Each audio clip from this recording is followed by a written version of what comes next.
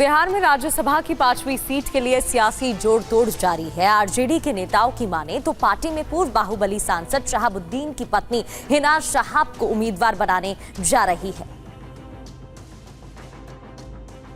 राज्यसभा में एक सीट के लिए बिहार की विपक्षी पार्टी आरजेडी भी हिना शहाब के रूप में अपना उम्मीदवार खड़ा कर सकती है।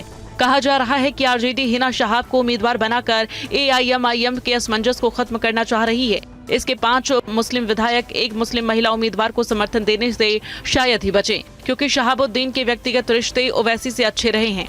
मैं तो अक़लियत को मैं अपना व्यक्तिगत राय दिया है और वो भी हिना साहिबा को मैंने कहा है कि हमारे महागठबंधन से हिना साहिब को दिया जाए, हमारा व्यक्तिगत राय है।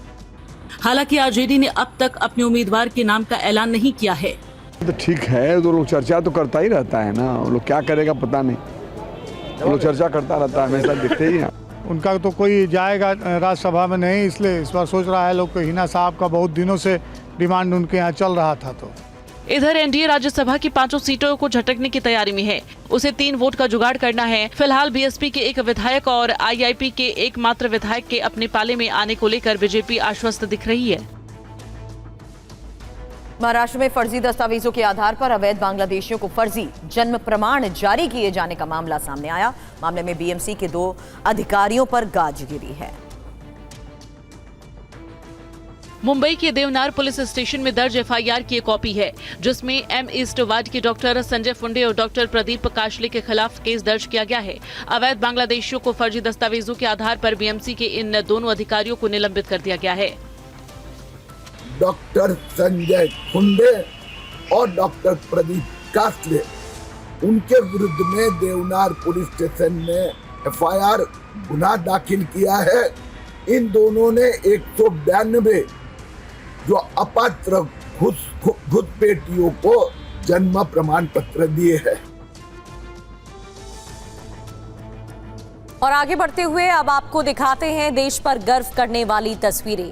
थार रेगिस्तान में सैनिकों ने युद्ध अभ्यास किया है, जिसकी तस्वीरें भारतीय सेना ने जारी की। देखिए।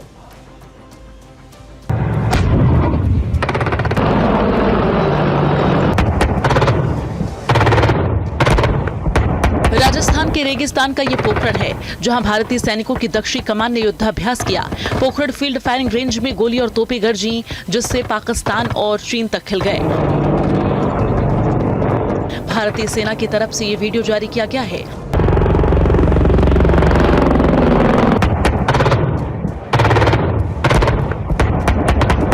युद्ध का ये अभ्यास भर नहीं, बल्कि देश की मजबूत सामरिक शक्ति को भी ये तस्वीरें बयां कर रही हैं। दुश्मन पर हमारे सैनिक किस तत्परता के साथ टूट पड़ने को तैयार हैं, ये उसका नमूना भर है।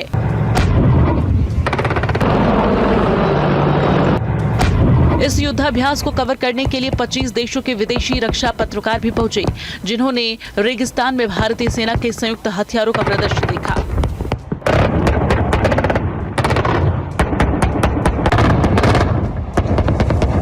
इस युद्धाभ्यास में मानव रहित हवाई प्रणालियों यानी ड्रोन और ड्रोन रोधी उपाय का भी इस्तेमाल किया गया, जिनकी सटीक मारक क्षमता को देखकर सभी दंग रह गए। इस युद्धाभ्यास में T-90 टैंक, K9 व्रज, ऑटोमेटिक हावित्जर, सारंग और बोफोर्स तोपों के साथ ही लड़ाकू अपाचे हेलीकॉप्टर भी दिखे।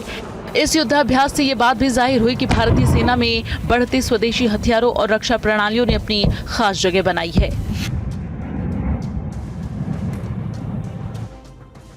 महाराष्ट्र में मुंबई एयरपोर्ट पर नमाज को लेकर खूब घमासान हुआ। इस बीच इस मामले पर बॉम्बे हाईकोर्ट ने MMRDA से जवाब मांगा।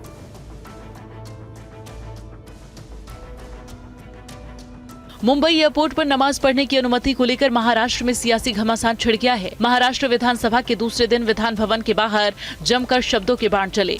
जहां सत्ता पक्ष ने विरोध किया, वहीं इस मांग के समर्थन में है। मुस्लिम पक्ष चाहता है कि कोर्ट से इजाजत मिले, वहीं हिंदू पक्ष इसके खिलाफ है। ऐसे स्टेट लगा के पढ़ते हैं, जब चाहे सरकार हटा सकती है। रमज़ान का महीना है, अगर दे देंगे तो मैं समझता हूँ कि अच्छा होगा। लेकिन इसमें ये भी बात आ रही है बीजेपी, शिवसेना और कुछ पार्टियों की तरफ से कि क्यों बाकी तो फिर कोर्ट में भी मांगी जाएगी ये सब चीज़ों की। नहीं, ऐसा बिल्कुल नहीं मांगी नहीं जा रही इजाज़त। कोर्ट में कोई छपरा नहीं लगाया जाएगा। ऐसा है कि वहाँ पे छपरे लगा कर नमाज़ पढ़ने की बात है। और ऐसे भी जब नमाज का टाइम हो तो थोड़ी जगह रहती है, कहीं भी कोई नमाज़ पढ़ सकता है। कल कोई हवाई जहाज में बैठा हुआ कोई हिंदू कहेगा कि मैं रोज बराबर 10 बजे हनुमान चालीसा कहता हूँ, अब फ्लाइट का टाइम ही 10 बजे का है तो मैं 10 बजे हनुमान चालीसा जोर से कहूँगा, मान्यता मिलती है। तो ये तर्कहीन बातें हैं। देखो अपने अपने धर्म के आधार पर हमने सबने प्रार्थना करनी चाहिए, आचरण भी करना चाहिए। दरअसल मुंबई के इंटरनेशनल एयरपोर्ट पर ओला, उबर, टैक्सी और पैसेंजर के लिए रमजान के महीने में नमाज पढ़ने के लिए एक अस्थायी शेड बनाने की मांग काफी दिनों से उठ रही थी। इसी मांग को लेकर एक समूह ने बॉम्बे हाई कोर्ट का दरवाजा खटखटाया है। कोर्ट ने MMRDA से इस पर स्पष्ट बयान देने को कहा है। MMRDA आज हाई कोर्ट में जवाब फाइल कर सकती है। बुलंदशहर में नकली नोट छापने वाले गिरोह के 3 लोगों को पुलिस ने गिरफ्तार किया है। उनके पास से 500 रुपए के कई नोट समेत कई सामान भी जब्त किया गया। देखिए रिपोर्ट। फोटोकॉपी मशीन में कागज डाला और छपाई के बाद फिर पलटकर नोट रखा। उसी कागज को मशीन में डाला और लीजिए, काट पीट के बाद तैयार हो गया नोट। दिखने में बिल्कुल असली, लेकिन 100% नकली। नकली नोट छापने वाले ऐसे 3 अभियुक्तों को यूपी के बुलंदशहर की पुलिस ने गिरफ्तार किया है, जिनके पास से 12,000 के नकली नोट के साथ 14,000 अधछपे नोट जब्त किए गए हैं। नरौरा थाने की पुलिस और स्वाट टीम की संयुक्त कार्रवाई में पुलिस को ये सफलता हाथ लगी है। बदमाशों ने सब्जी विक्रेता के जरिए बाजार में 500 के नोट चलाए थे।